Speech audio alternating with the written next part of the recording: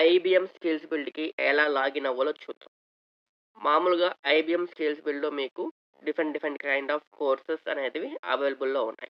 ఒకవేళ మీరు ఐబీఎంకి ఏదన్నా ఒక ఎన్‌జీఓ నుంచి, లేదు అంటే ఏదైనా ఒక ఐబీఎంతో పార్ట్నర్ అయిన కంపెనీ ఆర్ ఆర్గనైజేషన్ నుంచి గనక మీరు ఐబీఎం స్కిల్స్ బిల్డ్ యాక్సెస్ చేయాలనుకుంటే they will provide QR code or respective URL.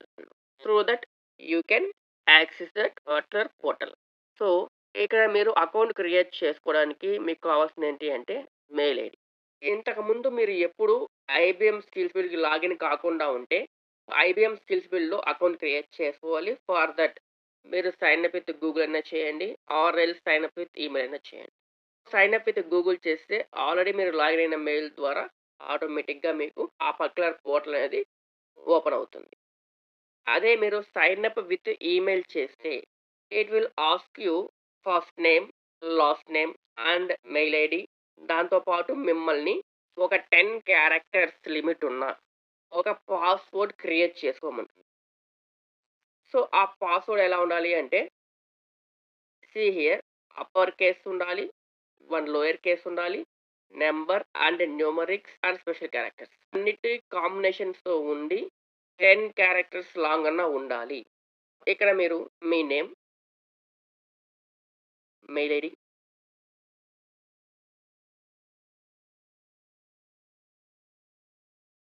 And 10 characters ఉన్న పాస్‌వర్డ్ ఏదైనా సెట్ చేసుకోండి.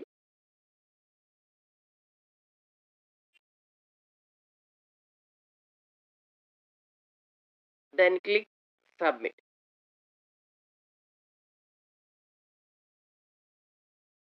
సో, ఇప్పుడేమవుతుంది అంటే మీరు ఏ అయితే మెయిల్ ఇచ్చారో ఆ మెయిల్‌కి ఒక అథెంటికేషన్ కోడ్ అనేది వెళ్తుంది. వెరిఫికేషన్ కోడ్ అనుకోవచ్చు. సో, మీరు ఆ పర్టిక్యులర్ మెయిల్‌కి వెళ్లి అక్కడొచ్చిన ఆ కోడ్‌ని ఇక్కడ ఎంటర్ చేసి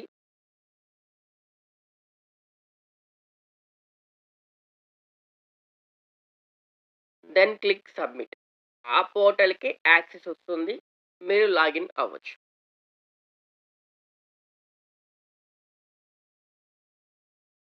తర్వాత మిమ్మల్ని ఇలా బేసిక్ కైండ్ ఆఫ్ క్వెషన్స్ అడుగుతుంది.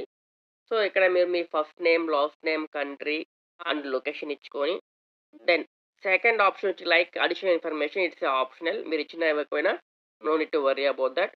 And coming to third terms and conditions you need to check all the 3 boxes and click on submit. Then you are able to get go skills build or go to selection like this. So then click on it. మీకు portal అనేది open అవుతుంది.